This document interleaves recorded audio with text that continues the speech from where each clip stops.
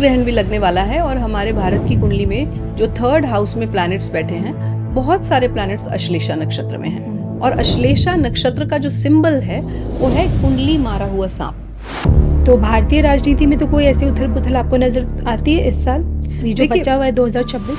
External forces बहुत active हो रहे हैं और इंटरनल कन्फ्लिक्ट खड़ा कर रहे हैं, क्योंकि उसका मेन कारण ही ये है कि सत्ता को हिलाना है। सत्ता हिलेगी, सेंट्रल गवर्नमेंट हिलेगी और हमारी मेन जो सीनियर लीडरशिप है उसमें उथल पुथल होगी तो भारत हिलेगा।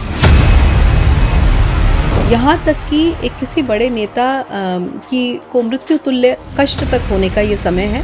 कोई भी बड़ा नेता हो सकता है, including Modi ji of course. आने वाले 10 सालों में किस लीडर को उभरते हुए देखते हैं, मतलब टॉप पर पहुंचता हुआ देखते हैं? यहाँ 2 नाम हैं।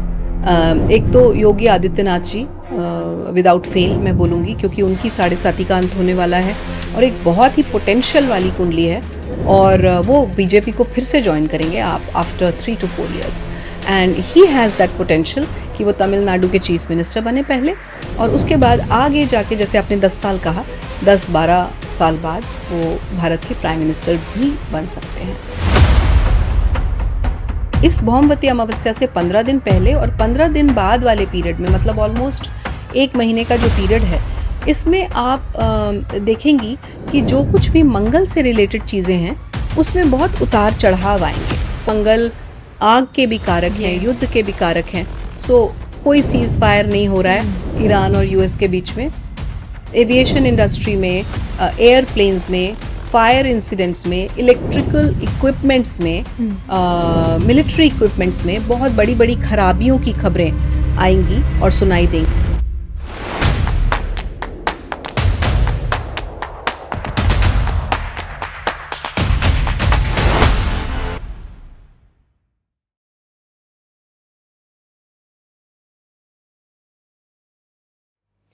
नमस्कार, धर्म ज्ञान के दर्शकों का स्वागत है। मैं हूँ आपके साथ कविता राणा।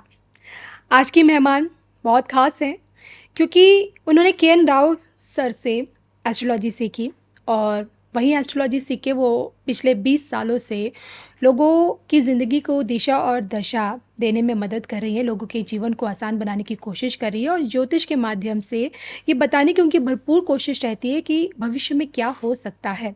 आइए स्वागत करते हैं हम जानी मानी एस्ट्रोलॉजर आचार्य रीना शर्मा जी का। मैम, धर्म ज्ञान आपका स्वागत करता है फिर से एक बार। Thank you so much for having me once again Kavita ji. और इसी के साथ दर्शकों को बता दूं, वैसे तो दर्शक जानते हैं कि आपकी बैक टू बैक प्रेडिक्शंस हमेशा ट्रू रही हैं।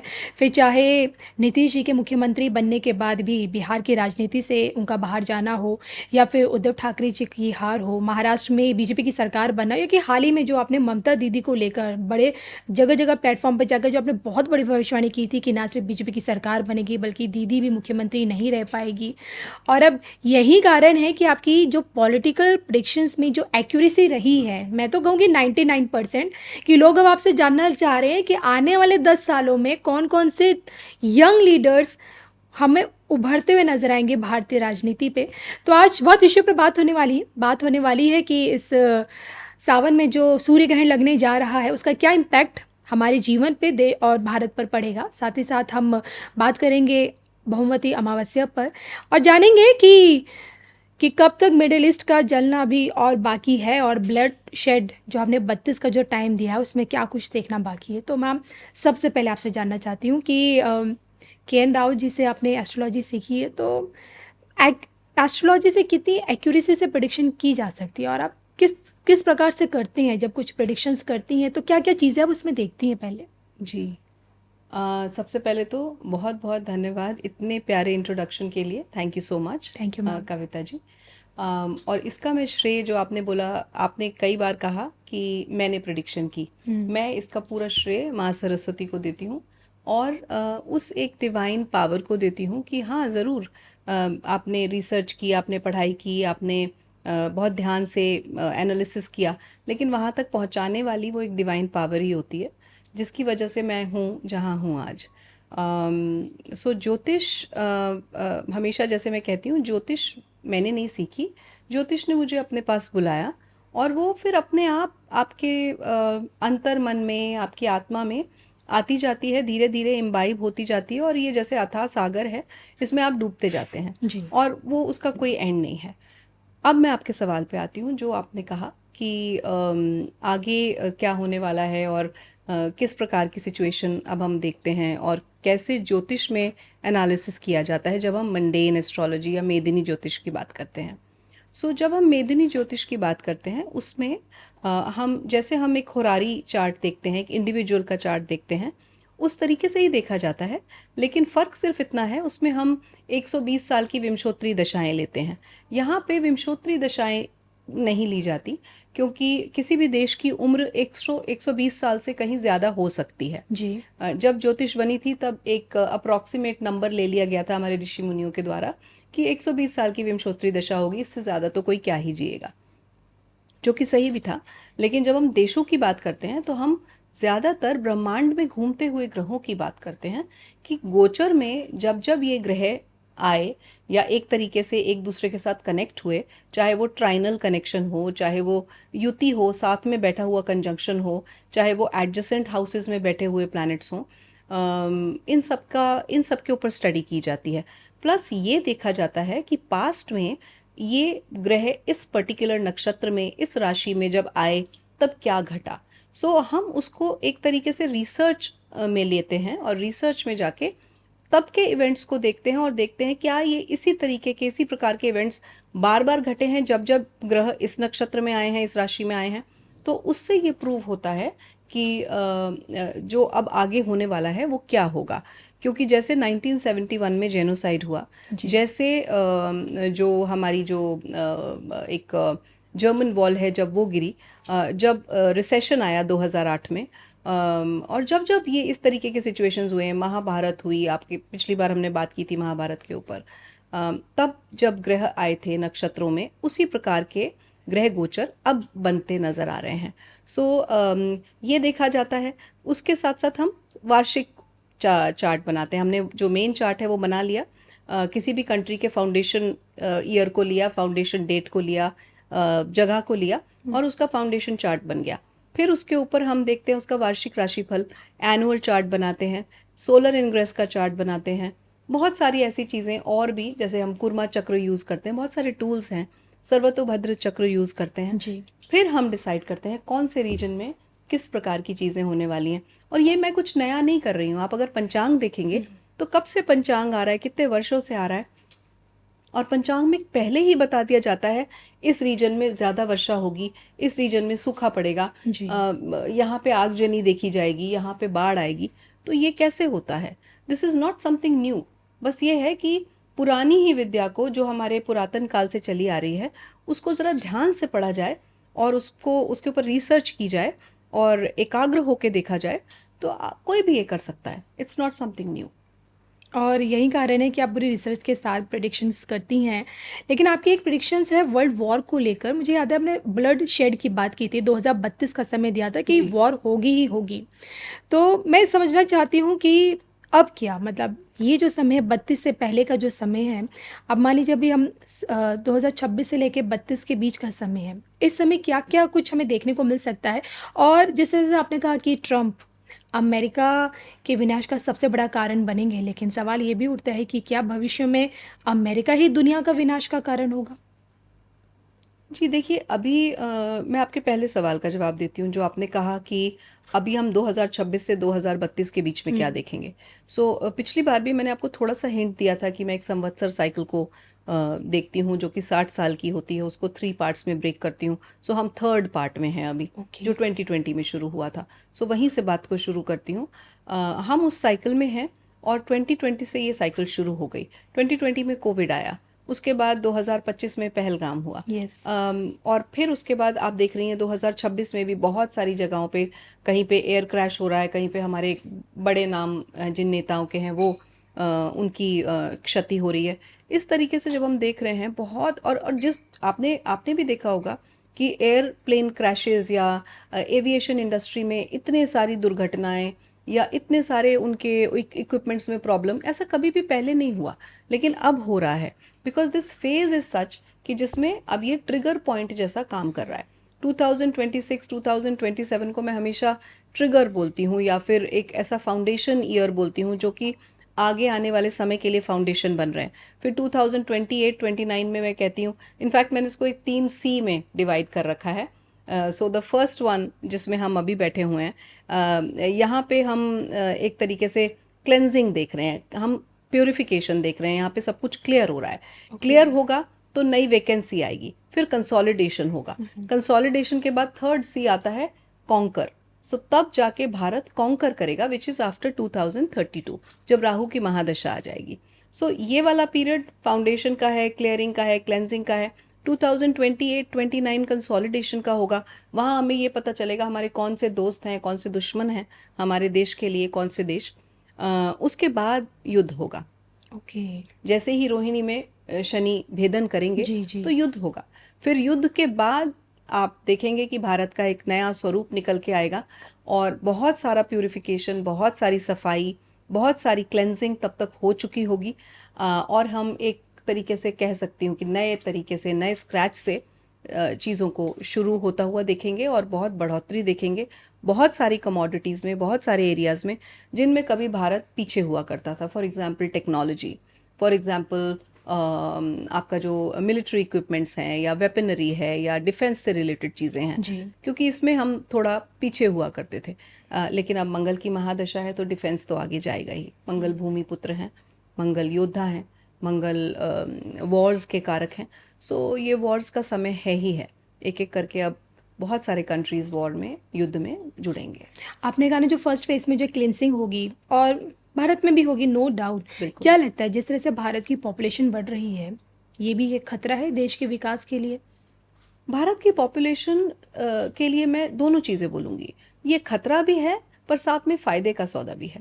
क्योंकि जब आप USA की बात करते हैं, या और किसी कंट्री की बात करते हैं जिससे हमें खतरा हो सकता है, फॉर एग्जांपल पाकिस्तान या हमारे नेबरिंग कंट्रीज़, वहाँ हमारी पॉपुलेशन अगर एकजुट होकर खड़ी हो जाए तो कोई भारत का कुछ नहीं बिगाड़ सकता।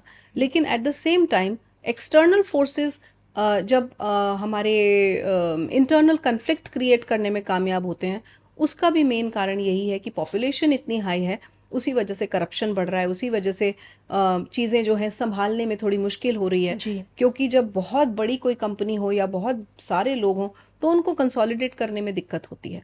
इसीलिए शायद ये प्यूरिफिकेशन क्लेंजिंग का समय है। आपने देखा होगा, कहना तो नहीं चाहिए, बड़ा दुख होता है कहते हुए, लेकिन कोविड के समय पे कितने सारे लोगों ने अपनी जान से हाथ धोया।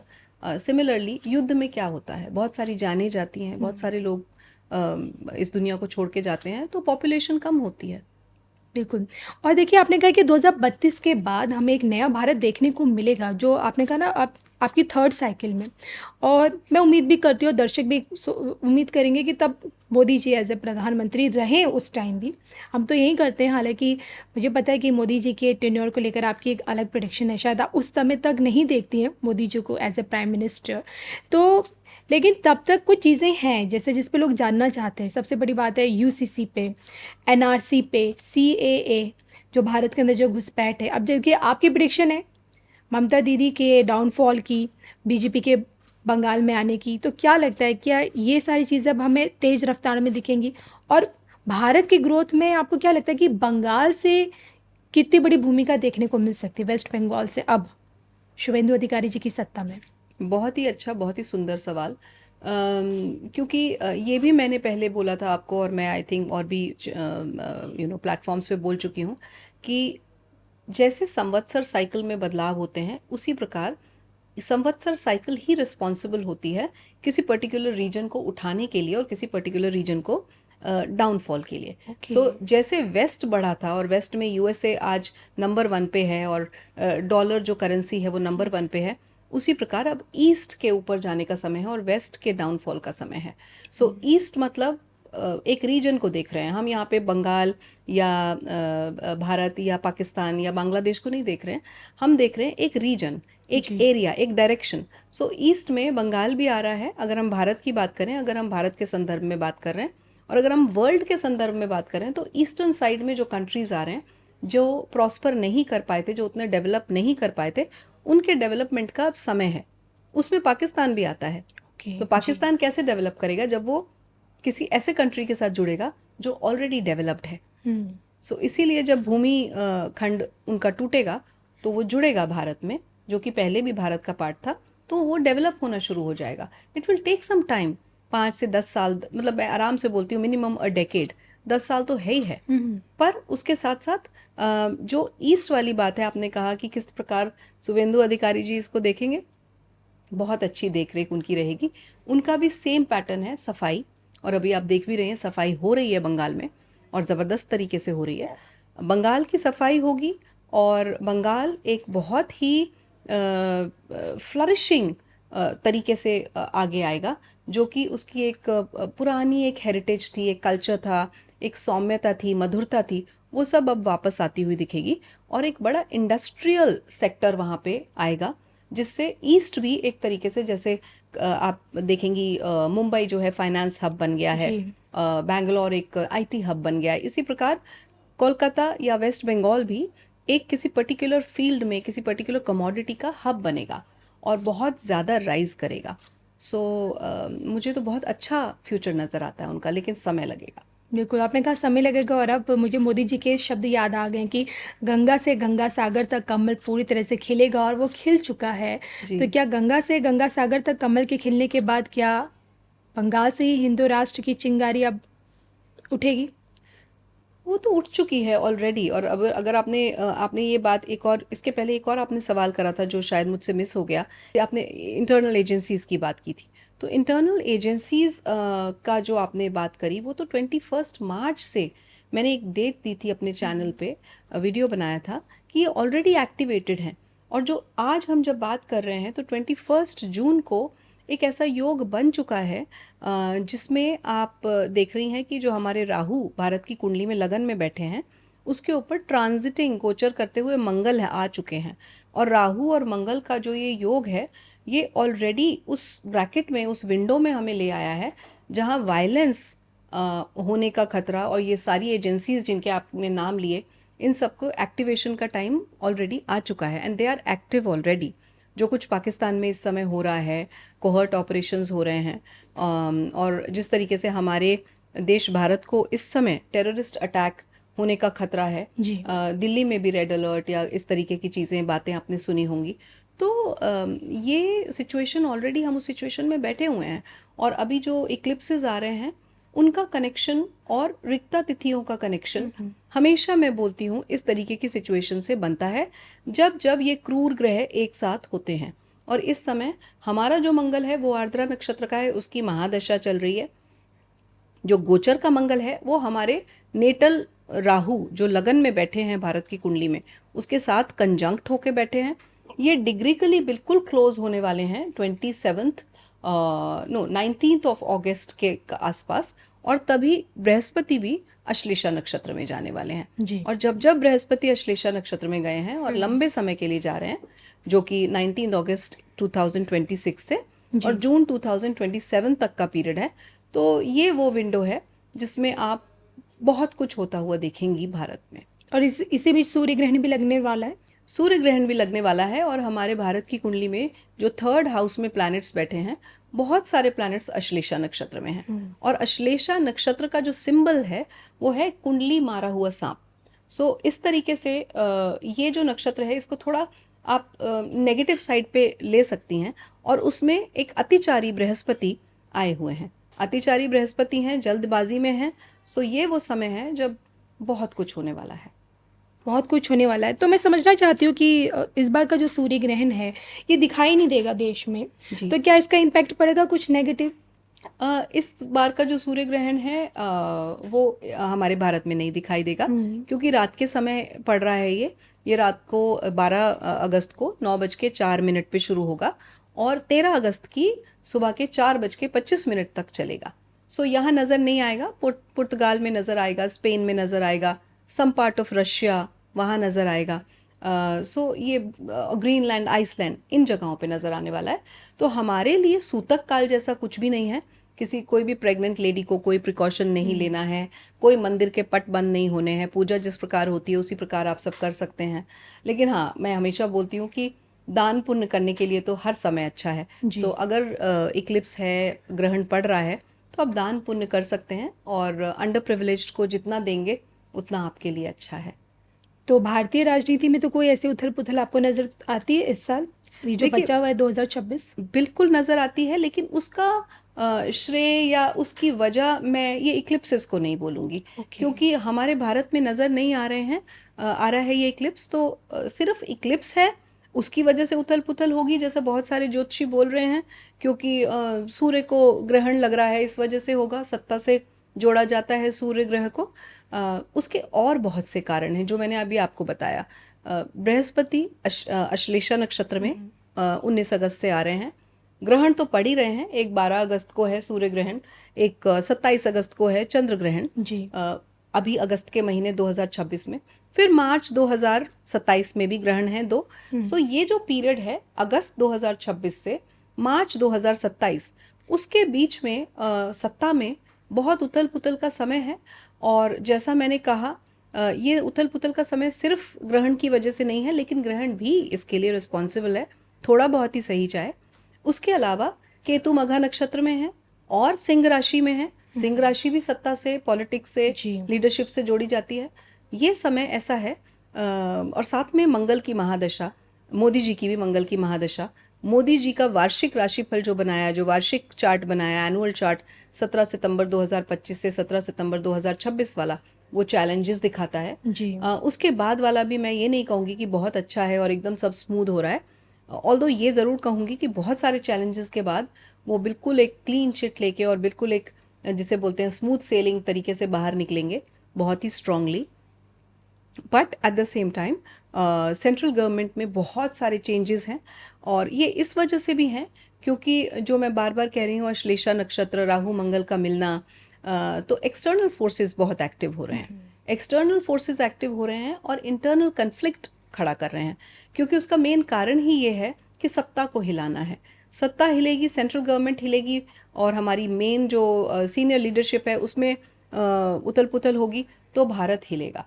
और यही सबकी मंशा है कि भारत किसी प्रकार, भारत की इकोनॉमी, भारत की पॉलिटिक्स, भारत की लीडरशिप हिल जाए। जी। और मुझे बिल्कुल भी ऐसा नहीं लगता ये नेगेटिव एलिमेंट्स कामयाब हो पाएंगे। लेकिन ये कोशिश ज़रूर करेंगे। कोशिश बहुत ज़्यादा होगी और बहुत अच्छे लेवल पे होगी, और इसी वजह से बहुत सारे हायरार्किकल चेंजेस होंगे सेंट्रल गवर्नमेंट में, बहुत लीडरशिप में बदलाव आएंगे। आप देखेंगे, अचानक सुनेंगे न्यूज़ में कि ये जो नेता थे इनको हटा दिया गया, इसकी जगह डिमोशन हो कोई गया और आ किसी रहे हैं, का। जी। डिमोशन हो रहा है, किसी का प्रमोशन हो रहा है। सो बहुत ऊपर नीचे उथल पुथल होने वाली है। समथिंग विच इज़, जिसे हम स्टेबिलिटी कहते हैं, वो स्टेबिलिटी मिसिंग है। ओके। तो मोदी जी की छवि को खराब करने की भरपूर कोशिश की जाएगी। एब्सोल्युटली, ये किसी बड़े नेता की छवि को धूमिल करने का समय है ग्रह नक्षत्रों के हिसाब से। यहाँ तक कि एक किसी बड़े नेता की को मृत्यु तुल्य कष्ट तक होने का ये समय है। मैं यहाँ मोदी जी की बात नहीं कर रही हूँ, I am just giving that disclaimer. कोई भी बड़ा नेता हो सकता है, including Modi ji of course, लेकिन ये सिर्फ भारत के नेताओं की मैं बात इस समय कर रही हूँ। अगर हम देश की बात करते हैं तो हाँ, उनके लिए भी, देश दुनिया में भी परेशानी तो है ही, क्योंकि मोक्ष त्रिकोण एक्टिव हो चुका है बृहस्पति और शनि की वजह से। दोनों ही मेन जो मेजर ग्रह हैं जलीय राशियों में हैं, और मोक्ष त्रिकोण का एक्टिव होने का मतलब ही ये है कि अब प्यूरिफिकेशन का समय है वर्ल्ड वाइड। ओके। और इन सबको देखते हुए समझना है कि आप आने वाले 10 सालों में किस लीडर को उभरते हुए देखते हैं, मतलब टॉप पर पहुंचता हुआ देखते हैं जी, पॉलिटिक्स में? यहाँ 2 नाम हैं। एक तो योगी आदित्यनाथ जी, विदाउट फेल मैं बोलूँगी, क्योंकि उनकी 7.5 का अंत होने वाला है। उनके जो 7.5 खत्म होके जो शनि आने वाले हैं गोचर के, उनके भाग्य स्थान में आने वाले हैं, और उनके पंचम भाव में, जो कुंडली का पंचम भाव है उसमें वक्री बृहस्पति बैठे हैं। तो जुपिटर और शनि जब भी ये ट्राइनल कनेक्शन से या किसी भी तरीके के कनेक्शन से मिलते हैं तो राइज होता है, सक्सेस मिलती है। सो इनको सक्सेस देखती हूँ मैं आगे आती हुई। लेकिन एक जो एक सरप्राइज पैकेज है वो अन्नामलाई जी हैं। अन्नामलाई जी के लिए बोला जाता है कि वो बीजेपी से रिज़ाइन कर चुके हैं, और बहुत सारे र्यूमर्स हैं उसके बारे में। र्यूमर्स ही बोलूँगी मैं, क्योंकि मुझे तो वो वापस आते दिखते हैं। अब आप उन्हें बीजेपी में वापस देखती हैं? वो वापस आएंगे बीजेपी में। अगले 3 या 4 साल उनको अपनी एक रीजनल पार्टी बनाने में लगेगा, और वो रीजनल पार्टी खड़ी करने में बहुत चैलेंजेस आएंगे, लेकिन उनकी कुंडली में भर भर के राजयोग हैं, और एक बहुत ही पोटेंशियल वाली कुंडली है, और वो बीजेपी को फिर से ज्वाइन करेंगे आप after 3 to 4 years, and he has that potential कि वो तमिलनाडु के चीफ मिनिस्टर बने पहले, और उसके बाद आगे जाके, जैसे आपने 10 साल कहा, 10-12 साल बाद वो भारत के प्राइम मिनिस्टर भी बन सकते हैं। उनका ओके। पोटेंशियल स्ट्रांग है बहुत। चलेगी, मुझे लगता है ये बहुत बड़ी आपकी प्रेडिक्शन है कि अन्ना मलई को आप प्रधानमंत्री पद पर भी देखती है भविष्य में। और इसी कड़ी में आपने शुभेंदु अधिकारी जी का नाम नहीं लिया, क्या लगता है शुभेंदु आपने अधिकारी उनके जी बहुत एनालिसिस अच्छा किया? काम करेंगे, हम्म। बहुत अच्छा काम करेंगे। देखिए, हर क्योंकि अब इंसान। उनकी तुलना मोदी जी और योगी जी के बाद होने लगी है, क्योंकि कुछ सिमिलैरिटीज़ है कि मोदी जी अपना कोई पर्सनल परिवार नहीं, देशों का परिवार है। योगी जी के लिए जी, देश ही परिवार है। जी, शुभेंदु अधिकारी जी शादी नहीं की तो देशों का परिवार है। जी, नहीं, अच्छा काम करेंगे, लेकिन मैं उनको प्रधानमंत्री के, जैसे आपने बोला कंपैरिजन, मैं नहीं करती हूँ उनका कंपैरिजन योगी जी से या मोदी जी से। उनके कंपैरिजन में तो वो नहीं है, लेकिन एक प्रदेश के लिए, वेस्ट बंगाल के लिए बहुत अच्छा काम करेंगे। और पूरा, जैसे आपने कहा, निश्चल रूप से और अनकंडीशनल तरीके से, बिल्कुल अपने प्रदेश को अपना, जैसे हम कहते हैं हमारा परिवार है, उस तरीके से काम करेंगे, और बहुत उठाएंगे ईस्ट को, बहुत उठाएंगे वेस्ट बंगाल को, और बहुत ही अच्छे नाम उनका लिया जाएगा, अच्छे अक्षरों से। बिल्कुल। देखिए, मुझे याद है आपने पिछले पॉडकास्ट में बलूचिस्तान की वापसी की भी भविष्यवाणी की, जी, पीओके की वापसी की भविष्यवाणी की, और आप ही नहीं, बहुत सारे एस्ट्रोलॉजर्स इस पे बात कर रहे हैं, बहुत ही पॉजिटिव प्रेडिक्शंस भी कर रहे हैं भारत के फेवर में। लेकिन लोगों के मन में एक सवाल उठता है, कमेंट में आया कि क्या ज़रूरी है पाकिस्तान का भारत में आना, पाकिस्तान का भारत से जुड़ना? अगर पाकिस्तान भारत से जुड़ जाएगा तो क्या भारत की ग्रोथ में कहीं कोई रुकावट नहीं आएगी? नहीं, जैसा मैंने कहा कि पूरा का पूरा ईस्ट ही राइज करने वाला है। पाकिस्तान के भारत में जुड़ने से ग्रोथ में हमारे परेशानी आए, ऐसा मुझे नहीं दिखता। हाँ, शुरू में जैसे टीदिंग ट्रबल होता है, जैसे हम कोई एक मकान भी शिफ्ट करते हैं, एक घर से दूसरे घर को शिफ्ट करते हैं, तो थोड़े से टीदिंग ट्रबल्स तो आते ही हैं। जैसे पाकिस्तान ही जुड़ेगा या भारत के नक्शे में और भी कुछ नहीं, बदलाव हो और सकता है? नहीं, काफ़ी बदलाव हो सकता है, वही मैं बोल रही हूँ। मैंने पिछली बार आपको शायद बताया था कि हम रीजन्स देखते हैं, हम डायरेक्शंस देखते हैं। हमारे लिए पाकिस्तान, भूटान, नेपाल या चाइना ये नहीं है, हमारे लिए तो ये डायरेक्शंस हैं। तो जो भूमि खंड जुड़ते हुए मुझे दिखते हैं इस समय, सबसे पहले पाकिस्तान की साइड से आते हुए दिखते हैं, फिर कहीं ना कहीं बांग्लादेश भी मुझे दिखता है कि शायद वो ऐड होगा आगे जाके। लेकिन एक चीज़ मैं ज़रूर बोलना चाहूँगी, क्योंकि थोड़ी देर पहले हम अन्ना मलाई जी की बात कर रहे थे, तो वहाँ ये बात अधूरी रह गई। ये जो भी कुछ होगा, इसके बीच में एक बहुत गलत चीज़ होगी, जो एक्सटर्नल फोर्सेस डालेंगे, जो साउथ ऑफ इंडिया है और नॉर्थ ऑफ इंडिया है, मतलब दक्षिण भारत और उत्तर भारत के बीच में डिस्क्रिपेंसी लाने की कोशिश की जाएगी, कि दक्षिण भारत और उत्तर भारत एक दूसरे से दूरी बनाएं और वहाँ के लोग एक दूसरे से नफरत करें। इस तरीके की चीज़ें, इस तरीके की चिंगारियाँ छोड़ने की कोशिश की जाएगी, और वो काफ़ी हद तक कामयाब भी होंगे। लेकिन फिर भी एट द एंड जीत तो इन टोटलिटी भारत की है। ओके। देखिए, जब बात ज्योतिष और ज्योतिषों की भविष्यवाणी की आती है तो इस समय लोगों द्वारा एक सवाल उठाया जा रहा है कि अगर ज्योतिषों को सब कुछ पता होता है कि भविष्य में क्या होने वाला है, जिस तरह की संभावना जताते हैं, तो फिर राम मंदिर में जो इस वक्त सबसे बड़ा बड़ा कथित चंदा घोटाला जो हुआ है, इसके बारे में पहले क्यों नहीं बताया गया? क्या इन्हें अंदाज़ा नहीं था कि ऐसा कुछ हो सकता है? ये बड़ा ही जो सवाल है, ये बहुत सारे लोगों के मन में है कि अब लोग निकल के आ रहे हैं, उनके चेहरे सामने आ रहे हैं, वो रिज़ाइन कर रहे हैं। क्या ये पहले नहीं पता था? ऐसा क्यों हुआ? देखिए, अभी मैंने आपको बोला कविता जी कि प्यूरिफिकेशन का समय है। प्यूरिफिकेशन का मतलब होता है जब हम सोने को भी गलाते हैं तो उसमें से गंदगी निकाल के बाहर फेंकते हैं। यस। तो इसी प्रकार अभी जब बृहस्पति एक मोक्ष त्रिकोण को एक्टिव कर रहे हैं, शनि मोक्ष त्रिकोण को एक्टिव कर रहे हैं, जलीय राशि में बैठे हैं, पब्लिक सेंटिमेंट्स, रिलीजन, स्पिरिचुअलिटी, धर्म, नामी मंदिर, ये सब पिक्चर में आएंगे। ये सब जो है इस समय न्यूज़ चैनल्स पे दिखाए जा रहे हैं। और जब हम राम मंदिर की बात कर रहे हैं, तो जो रामलला की प्राण प्रतिष्ठा हुई थी, उस समय की कुंडली की बात मैं करूंगी यहाँ। 22 जनवरी 2024 दिन के 12:30 बजे अयोध्या प्लेस लेके कुंडली बनाई जाती है। वो कुंडली बनती है, मुहूर्त बड़ा अच्छा है, सब कुछ बड़ा अच्छा है, लेकिन फिर भी हर कुंडली में कोई ना कोई त्रुटि होती है, कोई ना कोई डिस्क्रिपेंसी रह जाती है। तो उसके लगन में, जो लगन है उसका जो नक्षत्र है, उसमें भी पद होते हैं, 4 पद। तो जिस पद में मुहूर्त हुआ उस समय की कुछ त्रुटियां उस कुंडली में भी रह गईं। एक तो त्रुटि एक पार्ट है, दूसरा जो मोक्ष त्रिकोण एक्टिव हुआ, आपने देखा शनि मीन राशि में गए, उसके बाद ही ये सब एसोसिएशन बनी, ट्रस्ट बनी और चीज़ें जो हैं राम मंदिर की जो हैं बहुत ज़्यादा प्रचलित होने लगी जी। सोशल मीडिया पे भी।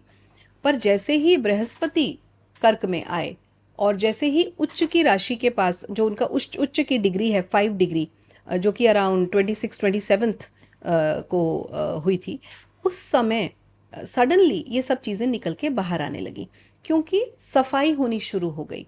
जो भी गलत लोग हैं, जो भी ऐसे चेहरे हैं जिन्होंने कोई भी अधर्म करा है या धर्म के नाम पे झूठ बोला है, धर्म के नाम पे चोरी की है, जी। उन सब के हटने का समय है।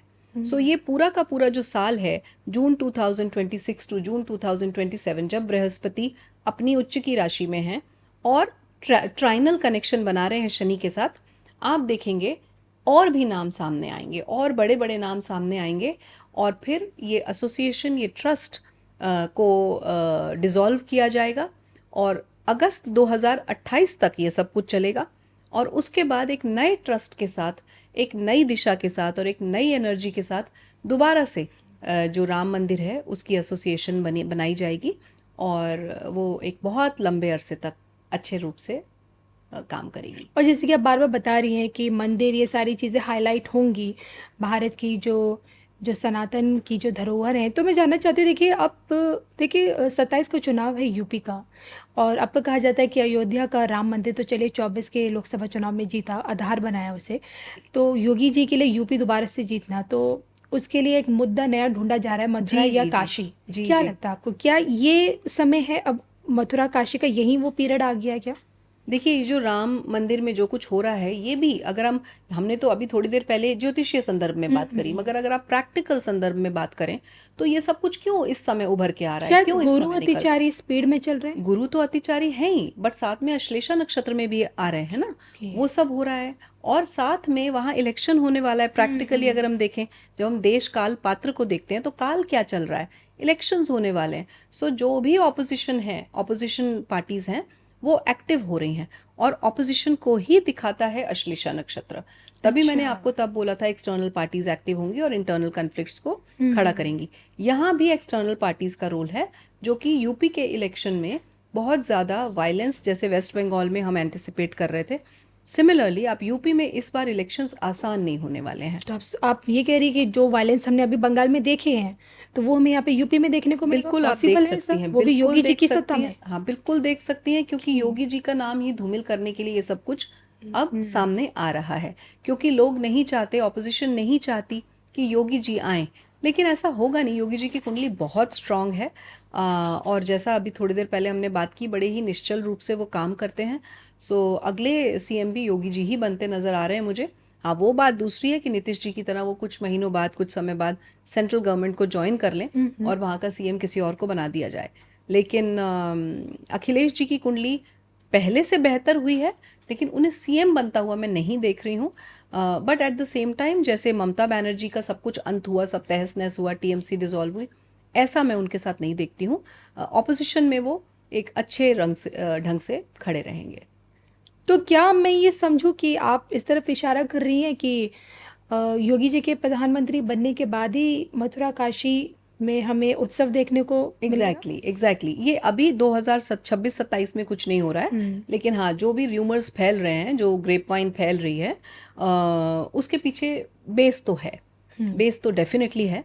और आगे आगे आप देखेंगी बहुत सारी चीज़ें होने वाली हैं, और धर्म को बहुत ज़्यादा एक पॉइंट बनाया जाएगा। और धर्म से मुझे याद आया कि इवन ताजमहल के ऊपर भी अब आप देखेंगी आगे काफ़ी कंट्रोवर्सी आने वाली है। ओके। चलिए, कुछ बात ज्योतिष के पहलू पर मैं आपसे करना चाहूँगी, और मैं जानना चाहती हूँ कि जब जब अमावस आती है, पूर्णिमा आती है, तो इसका क्या इम्पैक्ट पड़ता है? ज्योतिष, इसका ज्योतिष पहलू क्या कहता है अमावस और पूर्णिमा को लेकर? देखिए जब हम ज्योतिष पढ़ना शुरू करते हैं तब हमें ये बताया जाता है कि चंद्रमा और उसकी 16 कलाएं, मतलब चंद्रमा के फेजेस बदलते हैं, हर रोज चंद्रमा बढ़ता घटता है। जी जब वो घटता है तब हम उसे कृष्ण पक्ष कहते हैं, जब बढ़ता है तो शुक्ल पक्ष कहते हैं। और चंद्रमा की कलाओं में इतनी ताकत होती है कि जो टाइडल वेव्स हैं, जो ज्वार भाटा है, जी उसको भी वो कंट्रोल करता है। जी जब वो उसको कंट्रोल कर सकता है, इतने बड़े समुद्र को, इतने बड़े ओशन को कंट्रोल कर सकता है, तो हमारा मन तो बहुत ही छोटी चीज़ है उसके लिए।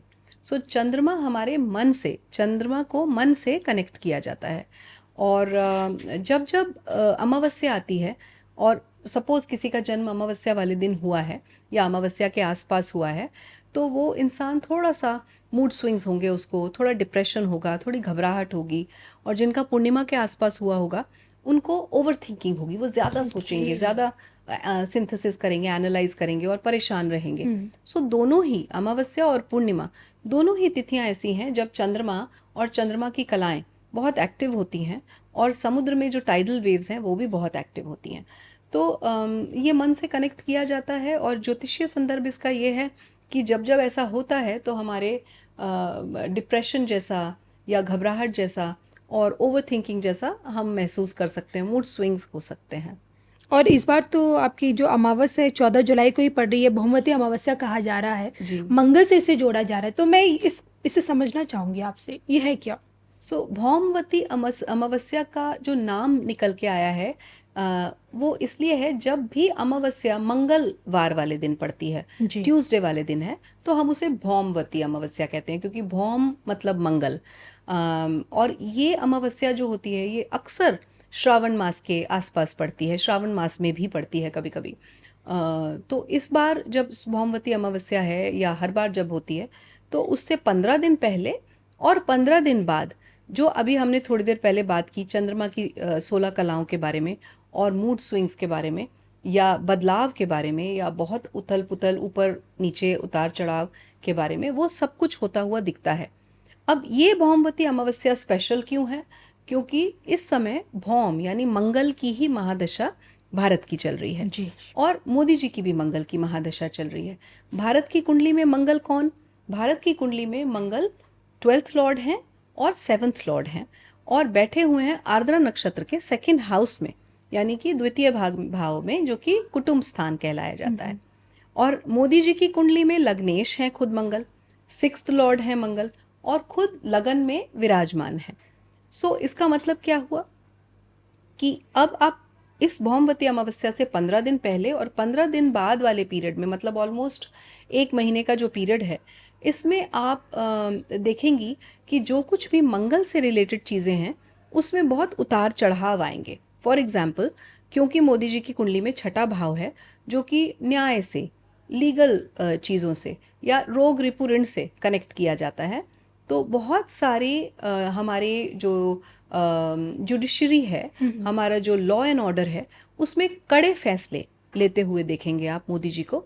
साथ ही क्योंकि लग्नेश भी है, और जो कुछ हमारे देश दुनिया में, हमारे भारत में एजुकेशन, स्पेशली भारत में एजुकेशन से रिलेटेड चीज़ें हो रही हैं, उससे रिलेटेड भी बहुत सारी पॉलिसीज़, बहुत सारे जो रूल्स हैं वो बनते हुए आप देखेंगे। बहुत सारी, I am not getting that word जो हम कॉन्स्टिट्यूशन में यूज़ करते हैं, जो पॉलिसीज़ के लिए यूज़ किया जाता है, तो वो आप देखेंगे बनते हुए।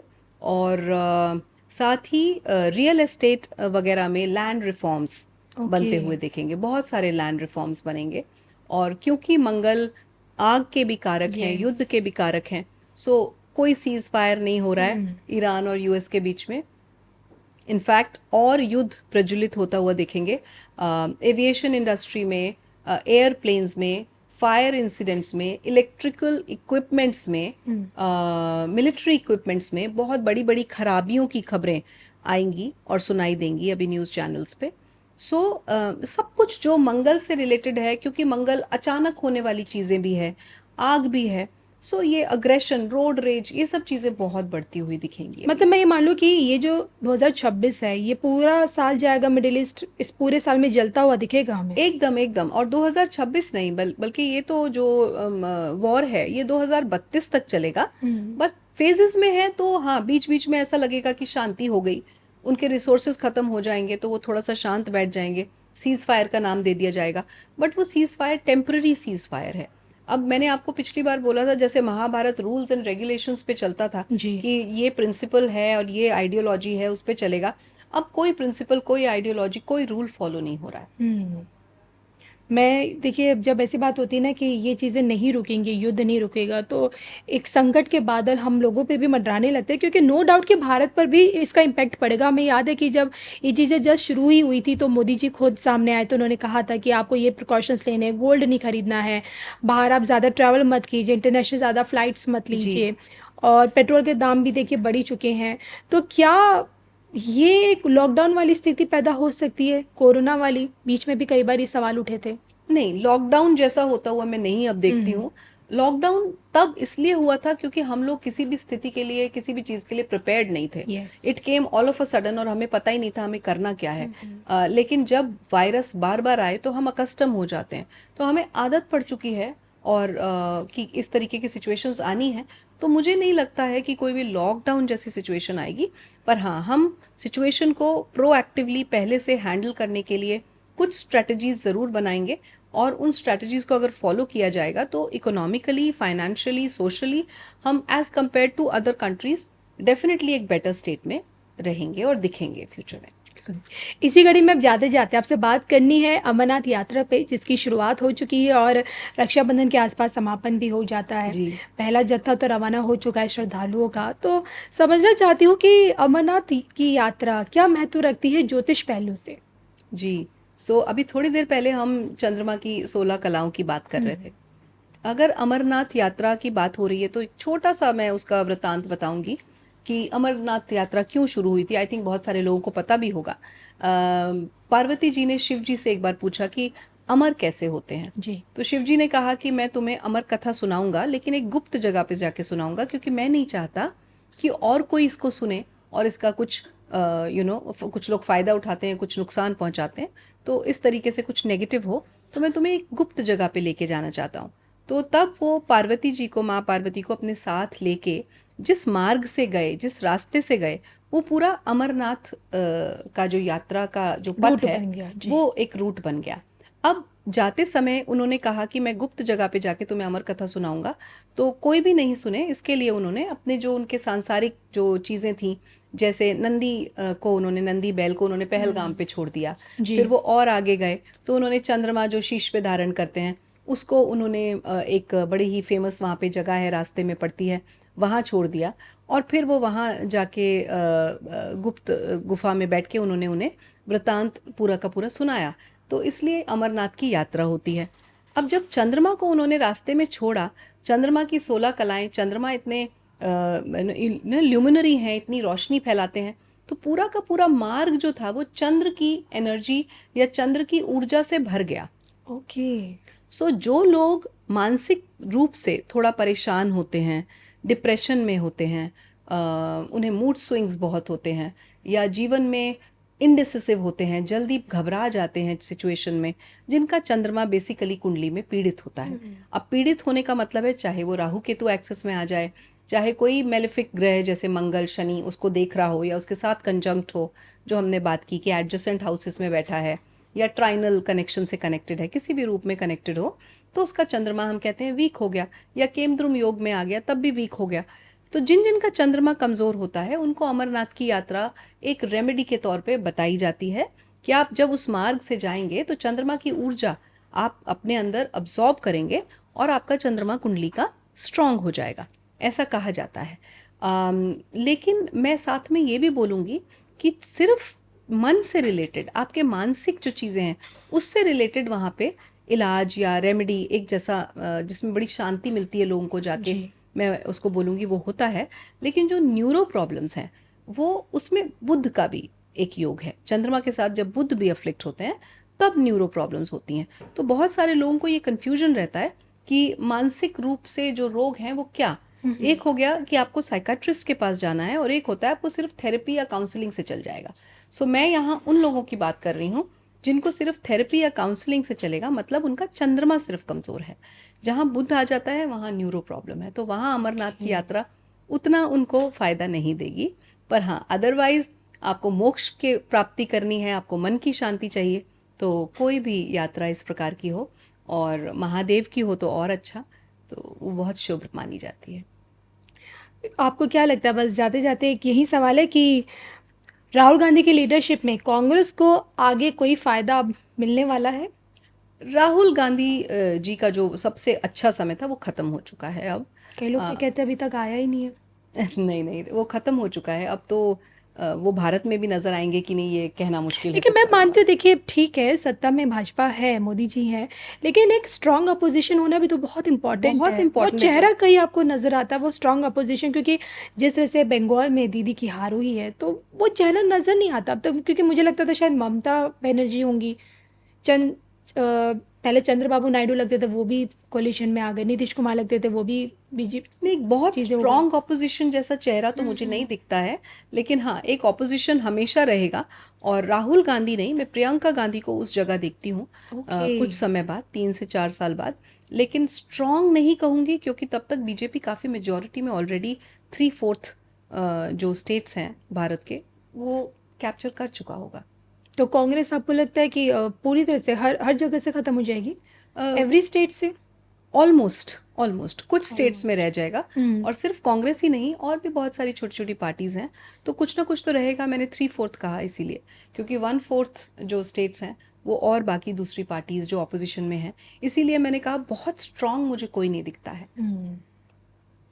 मैं तो आपसे यही जानना चाह रही थी कि जब योगी जी सत्ता में आएंगे तब हमें उस वक्त का अपोजिशन कौन देखने को मिल सकता है, या होगा ही नहीं योगी जी के नहीं, आते? योगी जी के सामने इस समय अखिलेश जी खड़े हैं, वो बिल्कुल रहेंगे। और वो बिल्कुल भी डिसॉल्व नहीं हो रहे हैं, उनकी हम्म। पार्टी अभी डिसॉल्व नहीं हो रही है।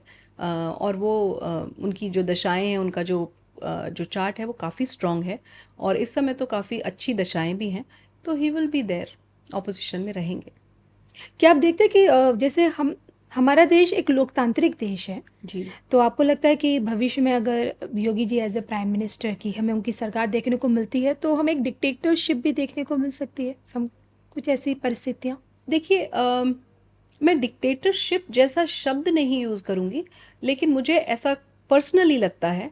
आपने भी सुना होगा कि दुबई में इस तरीके के स्ट्रिक्ट रूल्स हैं कि थोड़ा सा भी किसी ने किसी के साथ कुछ गलत कर दिया, मैं विमेन सिक्योरिटी की ही अगर बात करूं, तो वहाँ पे बहुत स्ट्रिक्ट रूल्स हैं और बहुत उनको ज़बरदस्त पनिशमेंट मिलता है। Yes yes. वेराज हमारे देश में रेप केसेस हैं, इतना कुछ होता है विमेन के साथ, लेकिन अभी तक ऐसे स्ट्रिक्ट रूल्स नहीं बने जिसमें सीधा आप उनको जो है डेथ पेनल्टी दें। यस। सो मुझे ऐसा लगता है, अगर वो डिक्टेटरशिप, आप उसे डिक्टेटरशिप कहें या स्ट्रिक्ट रूल्स और नॉर्म्स को बनना कहें, मैं तो बोलूँगी शायद करप्शन उससे कम होगा, देश और सुचारू रूप से चलेगा। और हमारे देश को कहीं ना कहीं थोड़े स्ट्रिक्ट रूल्स और रेगुलेशंस, लॉ एंड ऑर्डर की ज़रूरत तो है। चलिए, आज आपसे बातचीत इतनी की और इतने विषयों पर आपसे जानने का मौका मिला, और आप आई, अपना कीमती समय आपने धर्म ज्ञान के लिए निकाला, उसका आपका बहुत बहुत आभार। और जाते जाते मैं चाहती हूँ कि आप दर्शकों के लिए एक सुंदर सा संदेश ज़रूर दीजिए। Thank you so much. दर्शकों से मैं क्या कहूँ, मैं पिछली बार भी मैंने कहा था कि कलेक्टिव प्रेयर्स करें। समय को तो हम नहीं बदल सकते, बिकॉज कोई भी ज्योतिषी हो जो ये बोले कि ये उपाय कर लो और आपकी किस्मत रातों रात बदल जाएगी, ऐसा कुछ होता नहीं है। ये सबसे बड़ा भ्रम, सबसे बड़ी भ्रांति है। बिकॉज मैं हमेशा ये कहती हूँ, I am just a reader and not a writer of your destiny. I can not right even my own destiny. तो मैं आपकी कैसे लिख सकती हूँ? सिर्फ इतना है, ज्योतिष को अगर आपको यूज़ करना है तो सिर्फ इसलिए यूज़ करें कि आपके पथ में आगे क्या क्या ऑब्स्टेकल्स हैं, क्या क्या अड़चने हैं, उन्हें जानें। जैसा कि अभी हम देश दुनिया की बात कर रहे हैं, आपको दिख रहा है कि क्या क्या होने वाला है, तो अपने आप को उसके लिए मेंटली, फिजिकली, फाइनेंशियली प्रिपेयर करें और कलेक्टिव प्रेयर करें, कलेक्टिव तरीके से पूजा करें, प्रार्थना करें सबके लिए। सर्वे सुखिना भवन्तु, बस यही मैं कहना चाहूँगी। चलिए, इसी के साथ मुझे और आचार्य रीना शर्मा जी को दोनों को अनुमति दीजिए। पुनः मिलेंगे नए विषयों पर, एक नया पॉडकास्ट फिर से लेके आएंगे। तब तक के लिए नमस्कार। नमस्कार।